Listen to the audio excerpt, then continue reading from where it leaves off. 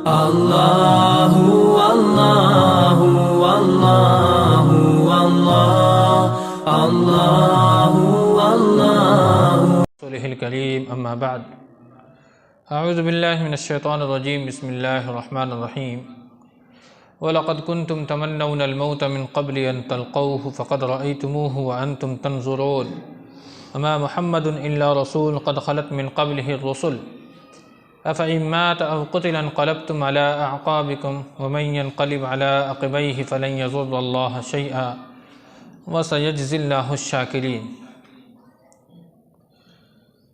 اس آیت کریمہ میں اللہ رب العالمین نے کلام کا جو رخ ہے پھر سے احد کی طرف پھیر دیا ہے، جنگ احد کی طرف۔ رسول اللہ صلی اللہ علیہ وسلم نے شہدائے بدر کی فضیلت بیان کی،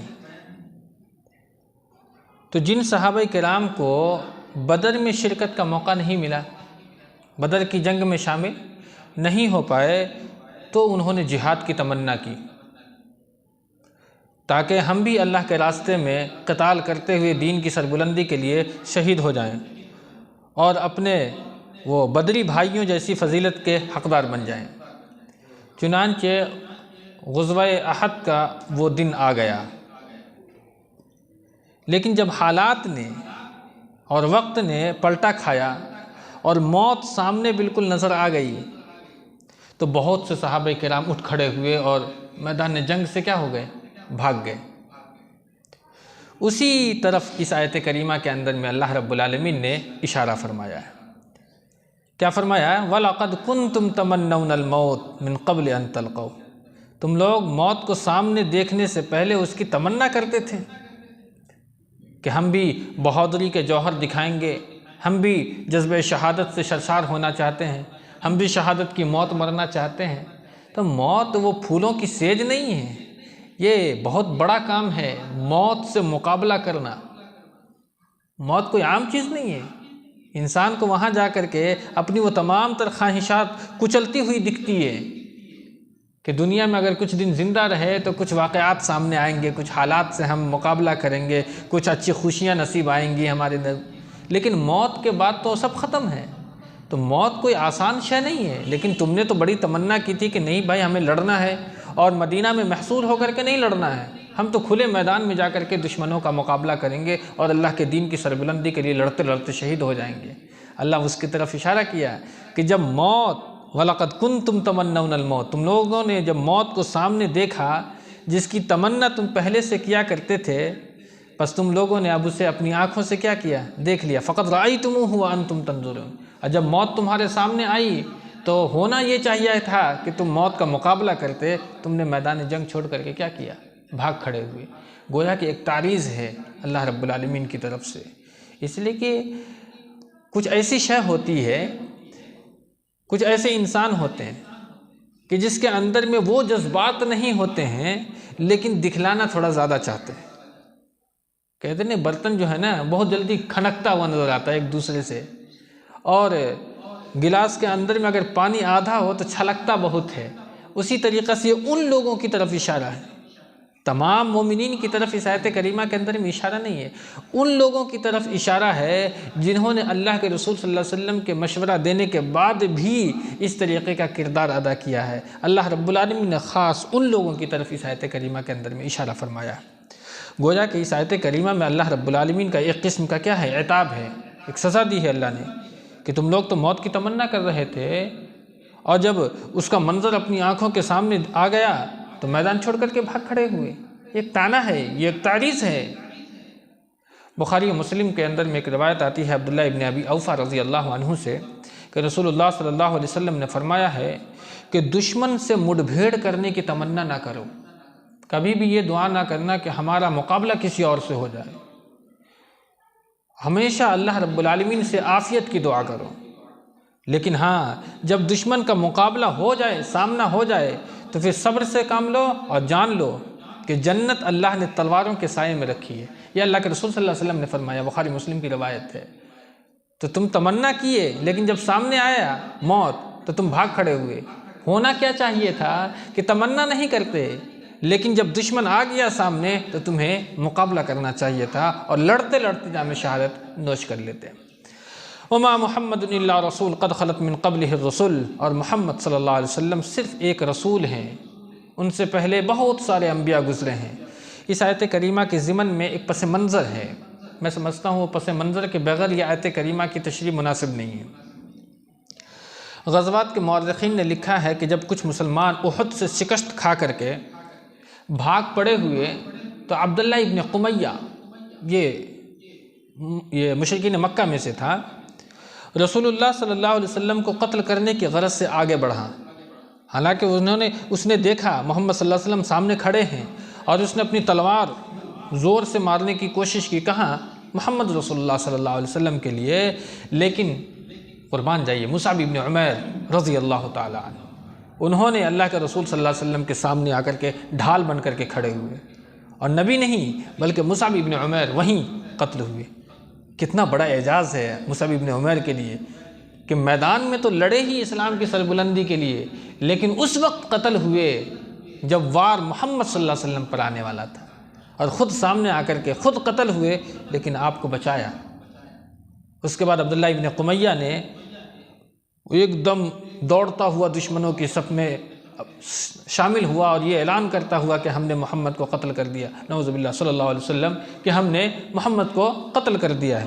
حالانکہ قتل مصعب ابن عمیر ہوئے تھے، اس وقت مصعب ابن عمیر رضی اللہ تعالیٰ عنہ کے ہاتھ میں اسلام کا جھنڈا تھا، اور وہ جھنڈا لیے ہوئے تھے، چونکہ جنگ میں ایک پہچان ہے کہ جنگ میں اپنی ایک نشانی لے کر کے کھڑا ہونا ہوتا ہے، اور اسلام کا جھنڈا لے کر کے آپ کھڑے ہوئے تھے۔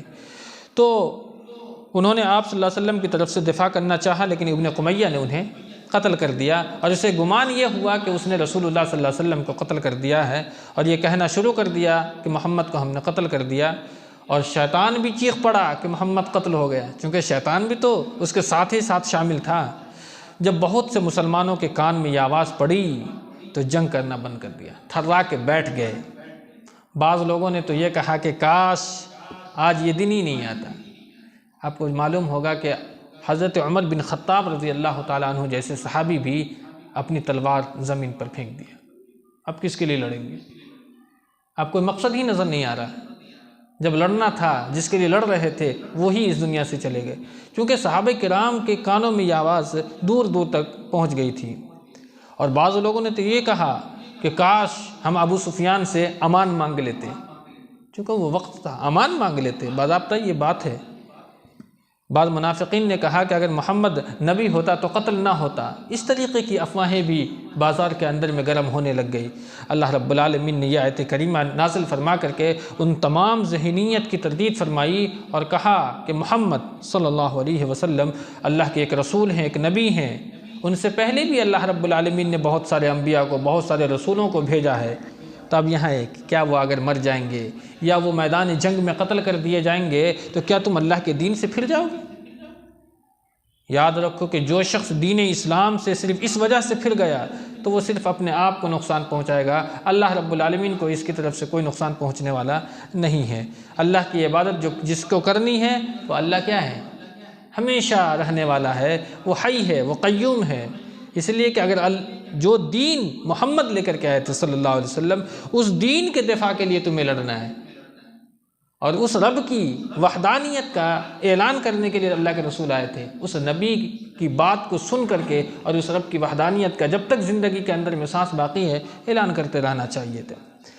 اس وقت ایک کردار ادا کیا تھا حضرت انس بن مالک رضی اللہ تعالیٰ عنہ کے چچا تھے، انس ابن نضر رضی اللہ تعالیٰ عنہ۔ جب صحابہ کا یہ حال دیکھا کہ اس طریقے کی باتیں لوگوں کے درمیان ہو رہی ہے تو انہوں نے کہا، اے لوگو، اگر محمد صلی اللہ علیہ وسلم قتل کر دیے گئے تو محمد کا رب زندہ ہے۔